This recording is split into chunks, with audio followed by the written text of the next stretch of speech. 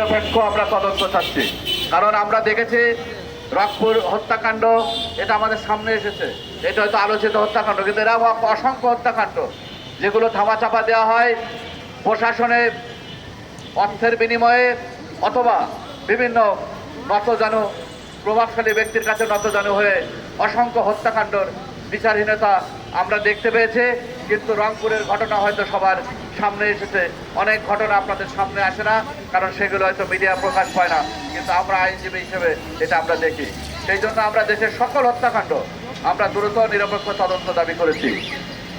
প্রকৃত আসামিদের দ্রুত গ্রেপ্তার এবং দ্রুত বিচার ট্রাইব্যুনালের মাধ্যমে বিচার নিষ্পত্তি এবং দোষীদের দৃষ্টান্তমূলক আমরা শাস্তি দাবি জানাচ্ছি। শুধু রংপুর না, সারা বাংলাদেশে রামিসা থেকে শুরু করে সকল হত্যাকাণ্ড আমরা বলেছি প্রকৃত আসামিদের দ্রুত গ্রেপ্তার করে দ্রুত বিচার ট্রাইব্যুনালের মাধ্যমে বিচার নিষ্পত্তি এবং দোষীদের দৃষ্টান্তমূলক আমরা শাস্তির দাবি জানাচ্ছি।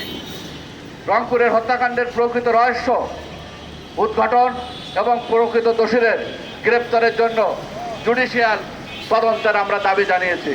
কারণ আপনারা দেখেছেন এই রংপুরের ঘটনা একের পর এক মিথ্যা তথ্য এবং উপস্থাপন করা হয়েছে প্রশাসনের পক্ষ থেকে। পরবর্তীতে বিভিন্ন ভিডিও ফুটেছে আমরা যেটা দেখলাম তার সাথে সরকারের ওই বক্তব্যের কোনো মিল নাই। অতএব এটাই বোঝা যায় সরকার এই ঘটনাকে কাউকে রক্ষা করার জন্য এবং কি কারণে প্রকৃত সত্যকে আড়াল করে একটা মিথ্যা বর্ণনা যেটা জাতির সামনে উপস্থাপনা করেছে। ইতিমধ্যেই আপনারা জানেন বিভিন্ন জায়গায় 5ই আগস্টের পরে পুলিশের যেমন মনোবল ভেঙে গেছে, মানুষ সেইভাবে পুলিশের কাছ থেকে সঠিক ন্যায় বিচার পাচ্ছে না। থানায় গেলে সেইভাবে পুলিশ মনোযোগ সহকারে সেইভাবে কাজ করছে না।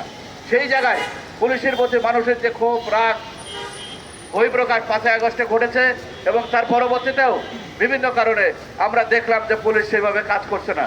সেই জায়গায় পুলিশের এই ধরনের বক্তব্য পুলিশের ভাবমূর্তিকেও ক্ষুণ্ণ করে বলে আমরা মনে করি। সেই জন্য এই ঘটনার সুষ্ঠু তদন্ত হওয়া আবশ্যক বলে আমরা মনে করছি। সেই জন্য আমরা সরকারের কাছে জুডিশিয়াল তদন্তের জোর দাবি জানাচ্ছি। বন্ধুরা আমার, সম্প্রতি আমরা দেখতে পেয়েছি চুরি, ডাকাতি, ছিনতাই এবং সন্ত্রাসী কর্মকাণ্ড ব্যাপক আকারে বৃদ্ধি পেয়েছে। মানিকগঞ্জ থেকে শুরু করে বিভিন্ন জায়গায় আমরা দেখলাম যে 72 বছর বৃদ্ধ বয়সে মানুষকে পিটিয়ে স্বর্ণ অলঙ্কার লুট করা, বিভিন্ন স্বর্ণের দোকানে চুরি, ডাকাতি, হত্যা এবং হত্যার পর দর্শনের মতো ঘটনা ঘটছে। এতে বোঝা যায় দেশে আইন শৃঙ্খলা পরিস্থিতি চরম অবনতি ঘটেছে। আমরা সরকারকে অনুরোধ করব অনতিবিলম্বে এই আইন শৃঙ্খলা ফিরিয়ে এনে দেশের জনগণের যানবাহনের নিরাপত্তার বিধান করবেন। আমরা দেখতে পেলাম বিভিন্ন জায়গায় উগ্রবাদী এবং মৌলবাদীর তৎপরতা। আমরা দেখেছি রথযাত্রার দিনকে মতিঝিলে কীভাবে বোমার বিস্ফোরণ থেকে সেখানে বেঁচে গেছে এবং বিভিন্ন জায়গায় খাবারে বা ধামরাইও আমরা দেখলাম যে একটি বোমার বিস্ফোরণ হয়েছে। আমরা অনেক জায়গায় নিউজে দেখলাম যে চীনা দূতাবাস উড়িয়ে দেওয়ার মতো হুমকি দেওয়া হয়েছে।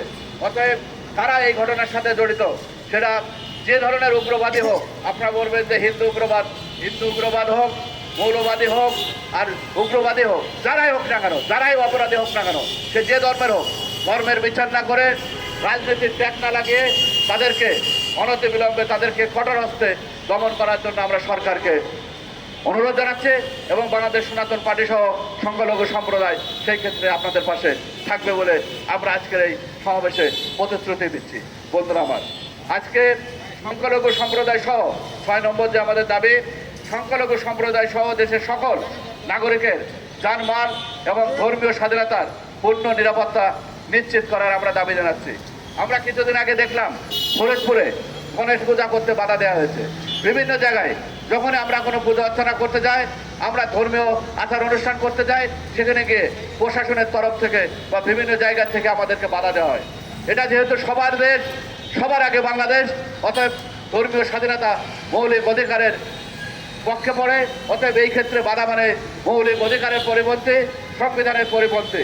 অতএব এই ধর্মীয় স্বাধীনতা যাতে নিশ্চিত থাকে, সুরক্ষিত থাকে এবং সকল ধর্মের মানুষ যাতে সুন্দরভাবে যার যার ধর্ম সুন্দরভাবে পালন করতে পারে, আমরা সরকারকে অনুরোধ করব সেই বিষয়ে সজাগ দৃষ্টি রাখার জন্য। এই পর্যায়ে আজকের এই সমাবেশের মাননীয় সভাপতি অনুপ কুমার